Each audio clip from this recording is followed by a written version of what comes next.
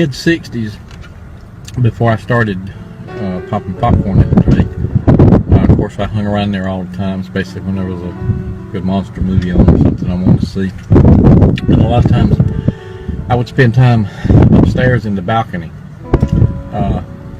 with Mr. Les.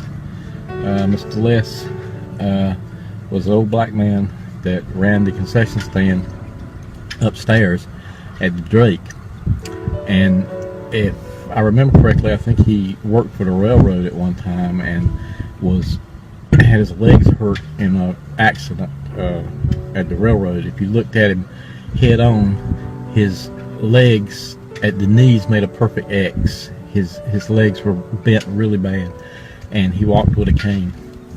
And he was probably in his 60s then, and there was a little concession stand in the balcony of the Drake around by the restrooms. It was only like 4 feet wide. It was just room to put some candy in. They had a drink machine and a popcorn warmer behind there, and he would sit up there all day working the concession stand. A lot of times I would sit with him and listen to his stories, and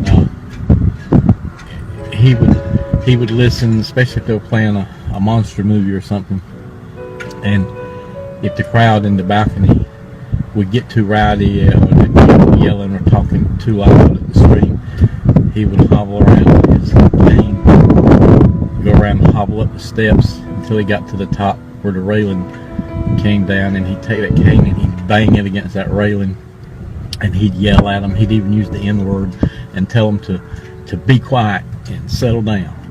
And then he'd hobble on back down to the concession stand. And he was a fascinating man, and I remember he had a really unique laugh. I would love to hear him tell his stories. And I spent a lot of time with him, and that was a lot of fun in the Drake. I've often wondered whatever happened to Mr. Les, because I can't recall if I remember him leaving, if he died or what, but those were impressionable times to me, and I enjoyed it a lot, hanging around that little candy bar with him.